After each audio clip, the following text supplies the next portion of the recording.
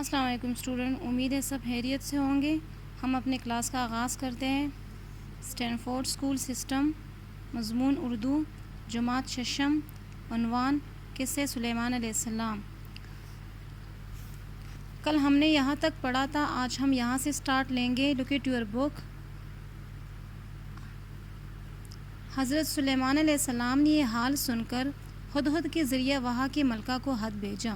کل ہم نے سلیمان علیہ السلام کے بارے میں پڑھا تھا کہ سلیمان علیہ السلام کون تھے۔ یہ انہی کا قصہ ہے کہ حضرت سلیمان علیہ السلام نے کون سی ملکہ کو خط بھیجا تھا اور اس کو راہ راست پر لانے کے لیے حضرت سلیمان علیہ السلام نے کیا کیا۔ اس خط کا آغاز بسم اللہ الرحمن الرحیم سے کیا گیا تھا اور اس میں ملکہ اور اس کی قوم کو سیدھے راستے پر آنے کی دعوت دی گئی تھی۔ یمن کی ملکہ کا نام بلقیس تھا اور اس ملک میں جو قوم آباد تھی وہ سبا کہلاتی تھی۔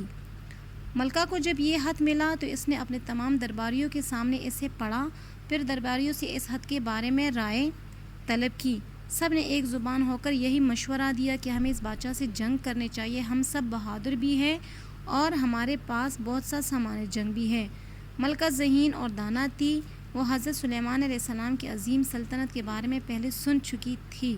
اس نے اپنے درباریوں کو سمجھایا کہ جلدی کرنا درست نہیں، جنگ کوئی بھی جیت سکتا ہے اور جو جیت جاتا ہے وہ بستیوں کو تباہ اور عزت دار لوگوں کو ذلیل کر دیتا ہے۔ میری رائے یہ ہے کہ حضرت سلیمان علیہ السلام کو کچھ تحائف بھیجی جائے، ہو سکتا ہے کہ بات یہی ختم ہو جائے۔ Look at your next paragraph. یوں ایک وفد بے شکیمت تحائف لے کر حضرت سلیمان علیہ السلام کی خدمت میں حاضر ہوا۔ آپ نے فرمایا، اللہ تعالیٰ نے دین و دنیا کی جو نعمتیں مجھے عطا فرمائی ہیں وہ تمہارے تحائف سے بہت بہتر ہیں، مجھے ان کی ضرورت نہیں ہے، تم ان کو واپس لے جائے اور اپنی ملکہ سے کہہ دینا کہ اس نے شرک اور گمراہی کا راستہ نہ چھوڑا اور اللہ کا دین قبول نہ کیا تو ہم ایسے لشکروں سے حملہ کریں گے جن کے مقابلے کی تم میں طاقت نہ ہوگی۔ ملکہ سمجھ گئی کہ یہ معاملہ دنیائی مال و دولت کی حرص کا نہیں ہے، چنانچہ وہ حضرت سلیمان علیہ السلام سے ملنے کے لیے خود روانہ ہو گئی۔ جب وہ یروشلم کے قریب پہنچی تو حضرت سلیمان علیہ السلام نے سوچا کہ اس کو اپنے پیغمبر ہونے کی نشانی دکھائی جائے تاکہ اس کو سچائی قبول کرنے میں آسانی ہو۔ آپ علیہ السلام نے دربار کے حاضرین سے پوچھا کہ کوئی ہے جو ملکہ کے یہاں پہنچنے سے پہلے اس کا تخت یہاں لے آئے۔ ایک جن نے کہا کہ وہ دربار برحاس ہونے سے پہلے تخت لے آئے گا۔ ایک شخص نے جو کتاب کا علم رکھتا تھا کہا کہ میں پلک جھپکتے میں تخت یہاں لا سکتا ہوں، اور اگلے لمحے تخت وہاں موجود تھا۔ حضرت سلیمان علیہ السلام نے یہ دیکھ کر اللہ کا شکر ادا کیا اور اپنے درباریوں سے فرمایا کہ اس میں تھوڑی سی تبدیلی کر دو تاکہ ہم آزمائیں کہ ملکہ کتنی ذہین ہے۔ جب ملکہ پہنچی تو اپنا تخت دیکھ کر کہنے لگی، یہ تو میرا تخت معلوم ہوتا ہے، میں آپ علیہ السلام کی عظمت پہلے ہی پہچان گئی تھی، ہم نے آپ علیہ السلام کی اطاعت قبول کر لی ہے۔ ملکہ نے ظاہری اور دنیائی اعتبار سے تو اطاعت قبول کر لی تھی لیکن اس کی سوچ میں ابھی گہرائی پیدا نہ ہوئی تھی۔ حضرت سلیمان علیہ السلام نے اس کو سمجھانے کے لیے ایک اور طریقہ اختیار کیا۔ ان کے محل کا فرش شیشے کا تھا جن کی نیچے نہر بہہ رہی تھی۔ Turn your page. اوپر سے دیکھنے پر شیشہ نظر نہ آتا تھا، صرف پانی ہی بہتا ہوا معلوم ہوتا تھا۔ حضرت سلیمان علیہ السلام ملکہ کو اپنے محل میں لے گئے۔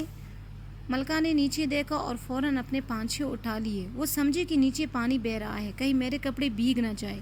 حضرت سلیمان علیہ السلام نے دیکھ کر فرمایا، تم دھوکے میں ہو، یہ پانی نہیں شیشہ ہے۔ ملکہ نے ان کے اس جملے پر غور کیا تو اس کا ذہن روشن ہو گیا، وہ سمجھ گئی کہ سورج کو سجدہ کرنا بھی ایک دھوکہ ہے، وہ ہستی ہی سجدے کے لائق ہے جس نے سورج اور تمام کائنات کو بنایا ہے، اور یوں وہ ایمان لے آئی۔